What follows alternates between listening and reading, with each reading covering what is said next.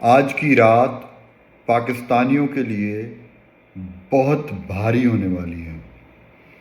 آج 17 اور 18 اکتوبر کی درمیانی رات 2024 حکومت آئینی ترامیم پاس کروانے جا رہی ہے۔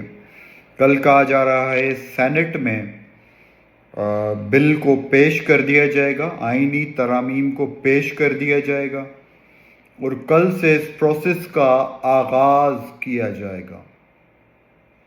حکومت کے لیے یہ آئینی پیکج ڈو اور ڈائی ہے، نہ صرف حکومت کے لیے بلکہ حکومت کے پیچھے کھڑے ہوئے تمام لوگوں کے پیچھے۔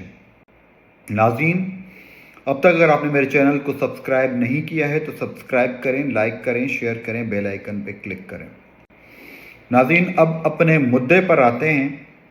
سب سے پہلی چیز، آج کی جو میٹنگ ہوئی اس کے بعد مختلف خبریں آئیں۔ میں نے بھی ایک ویڈیو میں جو مجھ تک خبریں پہنچی ان کو آپ کے سامنے رکھا۔ اس وقت جو مزید اپڈیٹس آئی ہیں ان کے حوالے سے اپڈیٹ کرنے کے لیے، بتانے کے لیے حاضر ہوا ہوں۔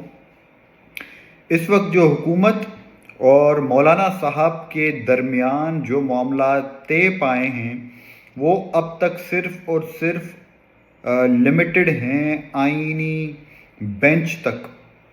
حکومت کل کی ملاقات میں نواز شریف صاحب بار بار یہ کوشش کرتے رہے، کئی پوائنٹس کے اوپر مولانا صاحب کو راضی کرنے کی کوشش کی جاتی رہی کہ شاید مولانا راضی ہو جائیں کہ 9 مئی کے جو مقدمات ہیں انہیں ملٹری کورٹس کے حوالے کیا جائے اور بشمول عمران خان صاحب ان کے کیسز کو اب فوجی عدالتیں سنیں۔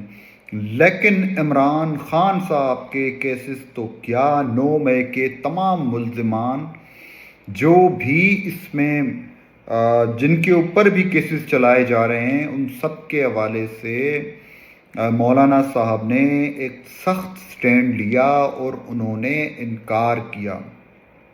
یہاں تک کہ نواز شریف صاحب کئی پوائنٹس کے اوپر انہیں شرط بھی انہوں نے ایک جگہ پہ جا کے یہ رکھی کہ آئینی عدالت کو ہم چھوڑتے ہیں، آئینی بینچ کے اوپر آتے ہیں، آپ اپنی ضد چھوڑیں اور ملٹری کورٹس کے اوپر راضی ہو جائیں۔ مولانا صاحب نے اس کے اوپر بھی صاف انکار کیا۔ آپ نے دیکھا ہوگا کہ مولانا صاحب جب بلاول بھٹو زرداری صاحب کے ساتھ بات کر رہے تھے یا بلاول بھٹو زرداری صاحب کے ساتھ پریس کانفرنس کر رہے تھے تو ان کی باڈی لینگویج، ان کے بات کرنے کا طریقہ بہت پازیٹیو تھا اور بہت ڈیفرنٹ تھا۔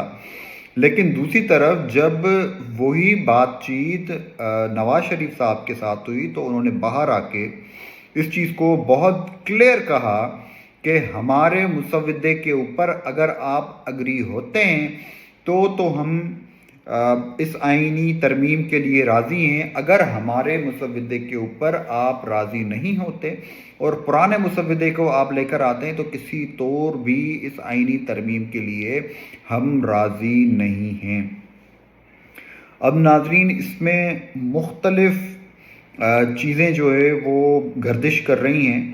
اس میں ایک اہم جو بات ہے وہ میں آپ کو ڈسکس کرتا چلوں کہ چیف جسٹس آف پاکستان ان کی تعیناتی کے حوالے سے ابھی بھی پیپلز پارٹی کا ایک مسودہ جو ہے ایک نیوز چینل کے اوپر خبر چل رہی تھی کہ شیئر ہوا ہے، اور اس مسودے میں یہ ہے کہ 3 سال کے لیے چیف جسٹس کو مقرر کیا جائے یا ان کی تقرری 3 سال کے لیے فکس کر دی جائے۔